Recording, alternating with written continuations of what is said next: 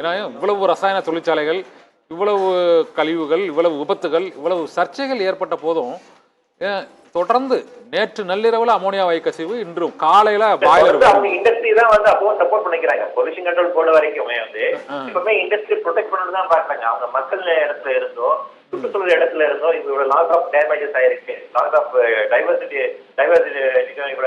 Damages ஆயிருக்கு. அதை assess பண்ணி நாங்க இந்த அளவுக்கு பயன் பண்ண சொல்ல.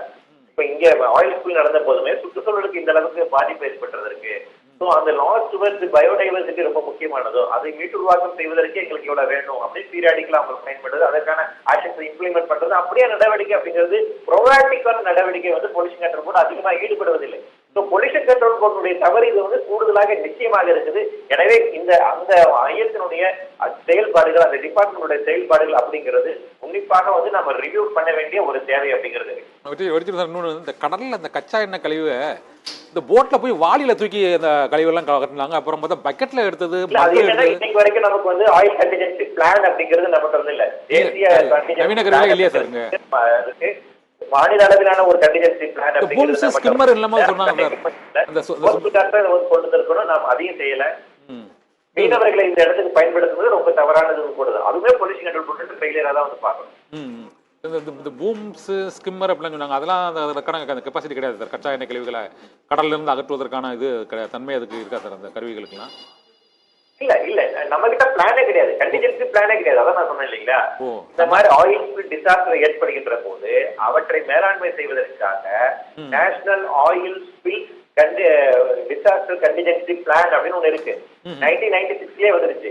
அந்த பிளானின் அடிப்படையில் ஒவ்வொரு மாநில அரசாங்கமும் ஒரு கண்டிஜென்சி பிளானை உருவாக்கி இருக்கணும். ஆனா இன்னைக்கு வரைக்கும் அப்படி ஒரு பிளான் தமிழ்நாட்டுல கிடையாது. 2017 உருவாக்கப்பட்ட அந்த டிராஃப்ட் பிளான் வந்து ஒன்றிய அரசாங்கம் இன்னைக்கு வரைக்கும் அப்ரூவ் தரல. இந்த கண்டிஜென்சி பிளான் படி ஒரு எண்ணெய் கசிவு ஏற்பட்டால் அவற்றை மேலாண்மை செய்வதற்கான முதல் அதிகாரம் பெற்ற அமைப்பாக யாருக்கான்னு பாத்தீங்கன்னா கோஸ்டல் கார்ட்ஸ் தான். அவங்க தான் ஃபர்ஸ்ட் வந்திருக்கணும். ஆனா இங்க பிரச்சனை என்னன்னா 4 நாள் கழிச்சு கோஸ்டல் கார்ட்ஸ் வர்றாங்க. இதுக்கான எக்யூப்மெண்ட்ஸ் அப்படிங்கிறது அவங்க கிட்ட தான் இருக்கு. அதுக்கான ட்ரைனிங் என்பது அவங்க கிட்ட தான் இருக்கு. ஆனால் அவர்களை நாம் 4 நாட்கள் கழித்துதான் பயன்படுத்துகிறோம். ஏனென்றால் பொல்யூஷன் கண்ட்ரோல் போர்டு கொடுத்த ரிப்போர்ட் அப்படி ஆரம்பத்தில் அவங்க வந்து பெரிய டெஸ்ட் பண்ணல. இம்மீடியட் ஆக்ஷன் இனிஷியேட் பண்ணுவதற்கான வேலைகளை முடுக்கி விடலை.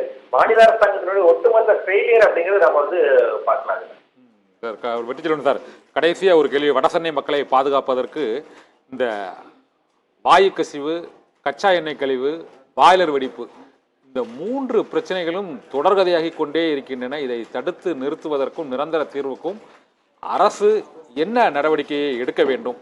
இப்போதுள்ள நடவடிக்கைகளை தவிர